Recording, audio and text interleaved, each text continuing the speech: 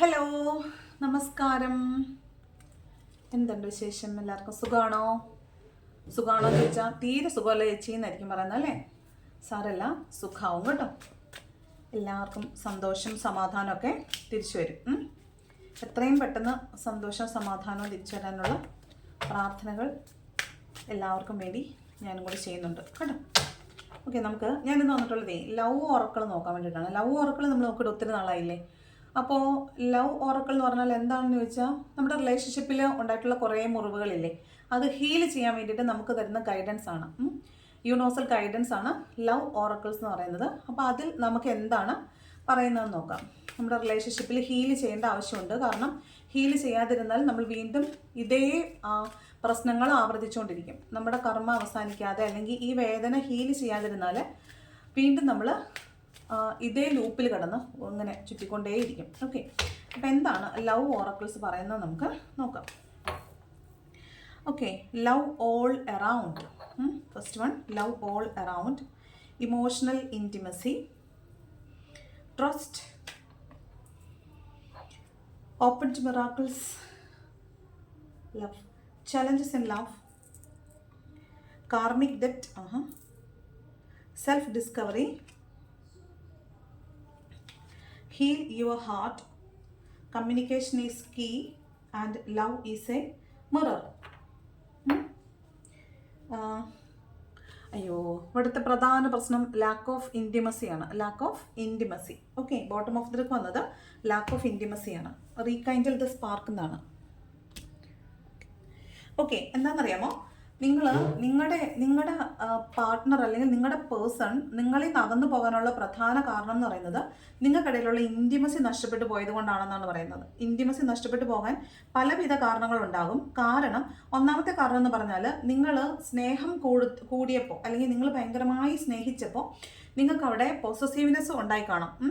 അപ്പോൾ നിങ്ങൾക്കിടയിൽ പൊസസീവ്നെസ് വരുമ്പോൾ കൂടുതലും നമ്മൾ അവരെ സംശയിക്കുകയും അല്ലെങ്കിൽ അവരോട് എന്തിനാ അങ്ങനെ ചെയ്തത് ഇങ്ങനെ ചെയ്തതെന്നുള്ള ചോദ്യങ്ങൾ ചോദിക്കുകയും ചെയ്യും. അപ്പോൾ ആദ്യ സമയങ്ങളിലൊക്കെ നമ്മൾ വിചാരിക്കുന്നത് നമ്മളോടുള്ള സ്നേഹം കൊണ്ടാണെന്ന് നമ്മൾ വിചാരിക്കും. പക്ഷെ പിന്നെ അങ്ങോട്ടും ഇങ്ങോട്ടും തിരിയാൻ വിടാതെ, ഇപ്പം ഇടം വലം തിരിയാൻ വിടാതെ നമ്മളിങ്ങനെ ക്വസ്റ്റ്യൻ ചെയ്യുമ്പോൾ നമുക്കൊരു വല്ലാത്ത വീർപ്പുമുട്ടലാണ് ഫീൽ ചെയ്യുന്നത്. അപ്പോൾ എന്ത് ചെയ്യും, പതുക്കെ ഗ്യാപ്പ് വരാൻ തുടങ്ങും. അപ്പോൾ നമുക്കിടയിലുള്ള ഒരു സ്പാർക്ക് ഉണ്ടല്ലോ, ഈ കാണുമ്പോൾ കണ്ണി നോക്കുമ്പോഴാവുന്ന ഒരു സ്പാർക്ക് എന്നൊക്കെ പറയത്തില്ലേ, അത് നഷ്ടപ്പെട്ടു പോയതാണ് നിങ്ങൾക്കിടയിലുള്ള പ്രശ്നങ്ങൾക്ക് പ്രധാനപ്പെട്ട കാരണമായിട്ട് ഇവിടെ കാണുന്നത്. അതാണ് ലാക്ക് ഓഫ് ഇൻറ്റിമസി. നിങ്ങൾക്കിടയിലെ ഇൻറ്റിമസി നഷ്ടപ്പെട്ടു പോയതാണ് ഇതിനിടയിൽ സംഭവിച്ചത്. അപ്പോൾ നിങ്ങൾ ആദ്യം എന്ത് ചെയ്യണമെന്നറിയാമോ, എവിടെയാണ് പ്രശ്നങ്ങൾ സ്റ്റാർട്ട് ചെയ്തത് അല്ലെങ്കിൽ വഴക്കുണ്ടാകുമ്പോൾ തുടർച്ചയായിട്ട് നിങ്ങളുടെ വ്യക്തി നിങ്ങളോട് പറയുന്നൊരു കാരണം ഉണ്ടാവുമല്ലോ, ഇതാണ് കുഴപ്പം എന്ന് പറഞ്ഞിട്ടൊരു കാര്യം പറയുന്നുണ്ടാവുമല്ലോ, ആ കുഴപ്പം എന്താണെന്ന് ആദ്യം ആലോചിക്കണം. അപ്പോൾ അതായിരുന്നു അയാളെ നിങ്ങളിൽ നിന്ന് മാറ്റിയ അല്ലെങ്കിൽ നിങ്ങളിൽ നിന്ന് മൂവ് ഓൺ ചെയ്യാൻ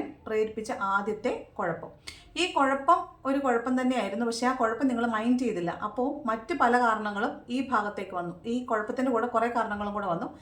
ഇയാൾക്ക് മറ്റൊരു കാരണം കൂടി കിട്ടിയപ്പോൾ, അതായത് ഇയാൾക്ക് പോകേണ്ടുന്ന മറ്റൊരു കാരണം, ചിലപ്പോൾ രണ്ടാമതൊരു ബന്ധത്തിലേക്കോ അല്ലെങ്കിൽ അയാളുടെ പേഴ്സണൽ കാര്യങ്ങളിലേക്കൊക്കെ പോകേണ്ടി വന്നപ്പോൾ അതിന് ഇമ്പോർട്ടൻസ് കൊടുത്തപ്പോൾ ഈ പ്രശ്നങ്ങൾ വളരെ വലുതായി.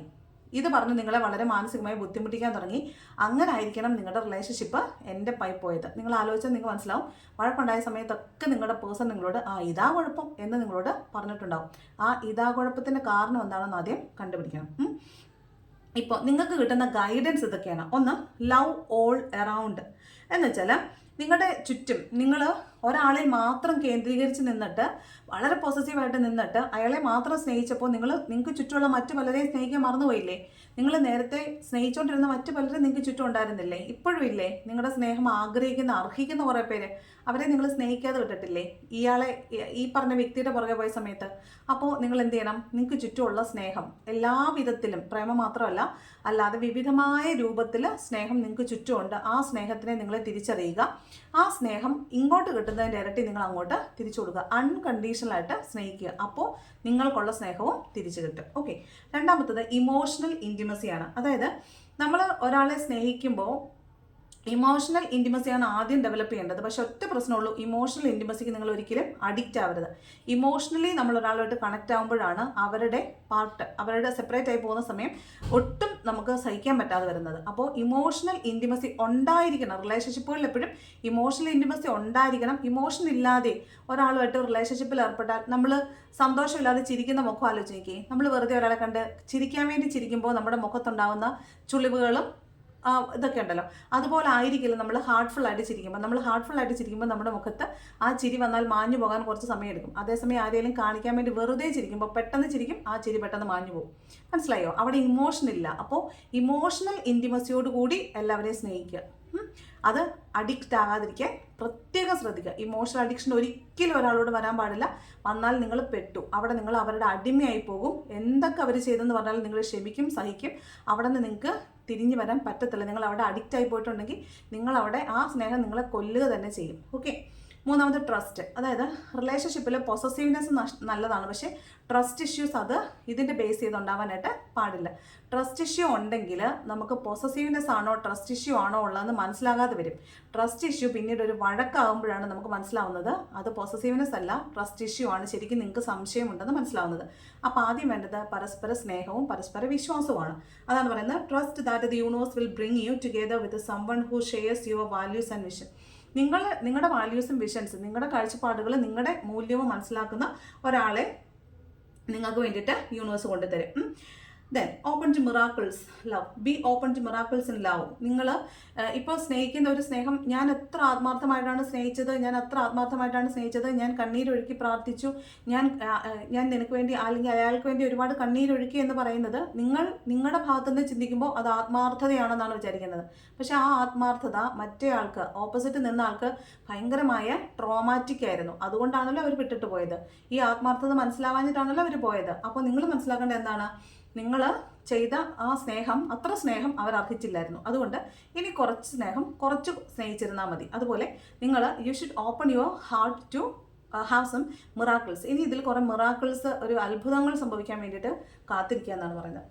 അടുത്തത് ചലഞ്ചസ് ഇൻ ലവ്. അതായത് challenges are opportunities for growth in love. നിങ്ങളിപ്പോൾ ഒരു സെപ്പറേഷൻ ഫേസ് അനുഭവിക്കുന്നുണ്ടെങ്കിൽ അതിൻ്റെ അർത്ഥം നിങ്ങളെ പരീക്ഷിക്കുകയാണ്. യൂണിവേഴ്സ് ആണെങ്കിലും ദൈവമാണെങ്കിലും നിങ്ങളെ പരീക്ഷിക്കുകയാണ്. നിങ്ങൾ ഈ സ്നേഹത്തിന് വേർത്തിയാണോ, ഈ സ്നേഹം ഡിസർവ് ചെയ്യുന്നുണ്ടോ എന്നറിയാൻ വേണ്ടി വരുന്ന ഓരോ ചലഞ്ചസും ഓരോ ഓപ്പർച്യൂണിറ്റീസ് ആണ്. അല്ലെങ്കിൽ എല്ലാ ചലഞ്ചസും, ഈ സ്നേഹത്തിൻ്റെ കാര്യത്തിൽ വരുന്ന എല്ലാ ചലഞ്ചസും, എല്ലാ വെല്ലുവിളികളും നിങ്ങളുടെ സ്നേഹം ഗ്രോ ചെയ്യാനുള്ള ഓപ്പർച്യൂണിറ്റീസ് ആണ്.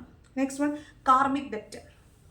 നിങ്ങളുടെ ഈ വീഡിയോ കാണുന്ന ഒട്ടുമിക്ക ഒരു 99% ആളുകൾക്കും ഈ റിലേഷൻഷിപ്പ് കാർമിക് ആയിരിക്കും. കാർമിക് ഡെപ്റ്റ്. This relation is karmic paying of past debts. Past ലൈഫിൽ നിങ്ങൾ ചെയ്തിട്ടുള്ള എന്തോ കർമ്മയ്ക്ക് ഒരു പേ ബാക്ക് ആയിട്ടാണ് തീർച്ചയായിട്ടും നിങ്ങൾക്ക് ഈ റിലേഷൻഷിപ്പ് ഉണ്ടായിട്ടുള്ളത്. അത് 99.9%. ഇതിനകത്ത് വേറൊരു ക്ലൂവിൻ്റെ ആവശ്യമില്ല. കാരണം നിങ്ങൾ ഇത്രത്തോളം ഒരു റിലേഷൻഷിപ്പിനെ ഓർത്ത് വേദനിക്കുന്നുണ്ടെങ്കിൽ, ഒരു റിലേഷൻഷിപ്പിനെ ഓർത്ത് ഇത്രത്തോളം ടാരോ റീഡിങ്സ് ഒക്കെ നിങ്ങൾ കാണുന്നുണ്ടെങ്കിൽ, നിങ്ങൾക്ക് മറക്കാൻ പറ്റാത്ത വിധം അതിൽ അഡിക്റ്റ് ആയി പോയിട്ടുണ്ടെങ്കിൽ ഒന്നും സംശയമില്ല, അത് കാർമിക് റിലേഷൻ തന്നെയാണ്.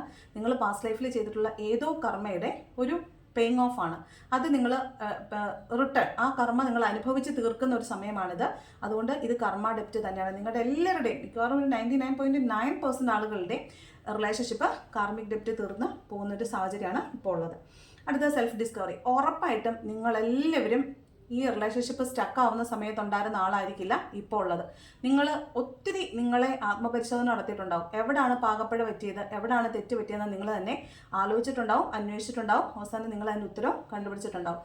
നിങ്ങളെ കുറച്ചും കൂടെ മെച്ചപ്പെട്ട നിങ്ങളാക്കിയിട്ടുണ്ടാവും. ഈ സമയത്ത് നിങ്ങൾ കുറച്ചേറെ സ്പിരിച്വലായിട്ട് ഡെവലപ്പ് ആയിട്ടുണ്ടാവും, ഗ്രോ ചെയ്തിട്ടുണ്ടാവും. ഓക്കെ. അപ്പോൾ നിങ്ങളുടെ ഒരു സെൽഫ് ഡിസ്കവറിക്ക് തീർച്ചയായിട്ടും ഈ റിലേഷൻഷിപ്പിൻ്റെ ബ്രേക്കപ്പ് നിങ്ങളെ സഹായിച്ചിട്ടുണ്ട്. അപ്പോൾ നിങ്ങൾ കുറച്ചും കൂടെ ഫോക്കസ് ചെയ്യാനാണ് പറയുന്നത്. Focus on self discovery to attract the right partner. അപ്പോൾ നിങ്ങൾക്ക് ഇപ്പോൾ ഉള്ള റിലേഷൻഷിപ്പിൽ ബ്രേക്കപ്പ് വന്നപ്പോഴാണ് നിങ്ങളുടെ സെൽഫ് ഡിസ്കവറി സാധിച്ചിട്ടുള്ളത്. മൂവ് ഓൺ ചെയ്യാൻ പറ്റുന്നവർ മൂവ് ഓൺ ചെയ്യുക. പുതിയ പാർട്ട്ണറെ കണ്ടെത്തുമ്പോൾ നിങ്ങൾ വളരെയധികം ശ്രദ്ധിക്കുക. നിങ്ങളുടെ സെൽഫിനും നിങ്ങളുടെ സോളിനും പറ്റുന്ന ആളുകളെ മാത്രം സെലക്ട് ചെയ്യുക. ഒരു റോങ് ചോയ്സ് ഇനി എടുക്കാതിരിക്കുക. Next, heal your heart. ഏറ്റവും ഇമ്പോർട്ടൻ്റ് ആയിട്ടുള്ള കാര്യം ഇതാണ്, ഹീൽ യുവർ ഹാർട്ട്.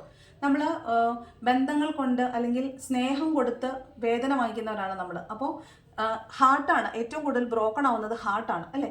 അപ്പോൾ ആ ഹാർട്ടിനെ ഹീൽ ചെയ്യുക. നിങ്ങൾക്ക് ഉണ്ടായിട്ടുള്ള മുറിവുകളെ നിങ്ങൾ ഭേദപ്പെടുത്തുക. ഇല്ലെന്നുണ്ടെങ്കിൽ ഈ മുറിവുകൾ ഉണങ്ങാതെ നിങ്ങൾ വീണ്ടും അടുത്ത റിലേഷൻഷിപ്പിലോട്ട് പോയാലുള്ള കുഴപ്പം ഈ വേദനയും ഈ മുറിവും അവിടെ കിടക്കും. അടുത്ത റിലേഷനിൽ ചെല്ലുമ്പോഴും നിങ്ങൾ അതുമായിട്ട് ഇതിനെ താരതമ്യം ചെയ്യും. എന്നിട്ട് ഇതുപോലല്ലായിരുന്നല്ലോ അതുപോലല്ലായിരുന്നല്ലോ ഇത് എന്ന് കമ്പയർ ചെയ്യും. വീണ്ടും വൂണ്ടുകൾ ഉണ്ടായിക്കൊണ്ടിരിക്കും. നിങ്ങൾ ഈ ലൂപ്പിൽ തന്നെ കിടന്ന് കറങ്ങിക്കൊണ്ടിരിക്കും. അതുകൊണ്ട് എന്ത് ചെയ്യണം? നിങ്ങളുടെ പഴയ മുറിവുകളെ ഉണക്കുക, മെൻറ്റ് ചെയ്യുക, പാച്ച് ചെയ്യുക.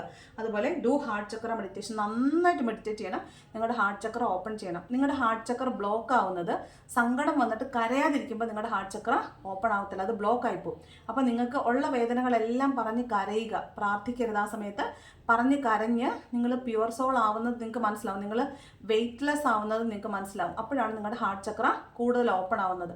നന്നായി മെഡിറ്റേറ്റ് ചെയ്യുക, വളരെ പോസിറ്റീവായിട്ട് ചിന്തിക്കുക, എപ്പോഴും പ്രാർത്ഥിച്ചുകൊണ്ടിരിക്കുക. ഓക്കെ, പ്രാർത്ഥിക്കുന്നത് എപ്പോഴും ഗ്രേറ്റ് തരണേ തരണേ തരണേ, ദൈവമേ എനിക്കത് തരണേ അത് തരണേ ഇത് തരണേ എന്നല്ല പ്രാർത്ഥിക്കേണ്ടത്. നിങ്ങൾക്ക് എന്താണോ വേണ്ടത് അത് കിട്ടിയതായിട്ട് വിഷ്വലൈസ് ചെയ്തിട്ട് എനിക്കത് തന്നതിന് നന്ദി എന്ന് ഗ്രേറ്റ്ഫുൾ ആയിട്ട് പ്രാർത്ഥിച്ചുകൊണ്ടിരിക്കുക. ഉറപ്പായിട്ട് നിങ്ങൾക്കത് കിട്ടും. വിഷ്വലൈസ് ചെയ്യാൻ മറക്കരുത്. Next, communication is key. ഇനി നിങ്ങളുടെ റിലേഷൻഷിപ്പ് ബ്രേക്കപ്പ് ആയിട്ടുള്ളത് എന്തെങ്കിലും രീതിയിലുള്ള കമ്മ്യൂണിക്കേഷൻ ഗ്യാപ്പ് കൊണ്ടാണെങ്കിൽ നിങ്ങളത് സംസാരിക്കുക. അതായത് നിങ്ങളുടെ ത്രോട്ട് ചക്ര ഓപ്പൺ ആക്കുക, നിങ്ങൾ സംസാരിക്കുക. അതുപോലെ പറഞ്ഞിട്ടുള്ള മിസ്അണ്ടർസ്റ്റാൻഡിങ്ങിലൂടെ ഉണ്ടായിട്ടുള്ള കാര്യങ്ങളൊക്കെ പറഞ്ഞ് കോംപ്രമൈസ് ആക്കുക. ചില ദിവസങ്ങളിൽ റീഡ് ചെയ്യാനിരിക്കുമ്പോൾ നമുക്ക് ഭയങ്കര ത്രോട്ട് ഇൻഫെക്ഷൻ പോലെ ഫീൽ ചെയ്യാറുണ്ട്. സ്പ്രെഡ് ചെയ്യുന്നതിന് തൊട്ട് മുമ്പ് വരെ നമുക്ക് കുഴപ്പമുണ്ടാവില്ല, സ്പ്രെഡ് ചെയ്ത് കഴിഞ്ഞിട്ട് നമുക്ക് കുഴപ്പമുണ്ടാവില്ല. ഇതിനിടയ്ക്ക് സ്പ്രെഡ് ചെയ്ത് കഴിഞ്ഞ് സംസാരിക്കാൻ തുടങ്ങുമ്പോൾ ഭയങ്കര ചുമയായിരിക്കും. അതായത് ചുമയില്ലെങ്കിൽ തൊണ്ട ഇങ്ങനെ കനച്ചുകൊണ്ടിരിക്കും. അപ്പം നമ്മൾ ഇങ്ങനെ വെച്ചുകൊണ്ടിരിക്കും. നിങ്ങളത് ശ്രദ്ധിച്ചിട്ടുണ്ടാവും. അതെന്താണെന്ന് വെച്ചാൽ നമുക്ക് ആരുടെ എനർജിയാണോ ഈ റീഡ് ചെയ്യുന്ന സമയത്ത് കിട്ടുന്നത് അവർക്ക് കമ്മ്യൂണിക്കേഷൻ ഗ്യാപ്പ് ഉള്ളതുകൊണ്ടാണ് റീഡ് ചെയ്യുന്നവർക്ക് ആ എനർജി കിട്ടുന്നത്. അതുകൊണ്ടാണ് സൗണ്ടിൽ നമുക്ക് പ്രശ്നം വരുന്നത്. അപ്പോൾ ത്രോട്ട് ചക്ര നിങ്ങൾ ഓപ്പൺ ആക്കുക, സംസാരിക്കുക, എന്നിട്ട് കമ്മ്യൂണിക്കേഷൻ ക്ലിയർ ആക്കുക. നിങ്ങൾ തമ്മിൽ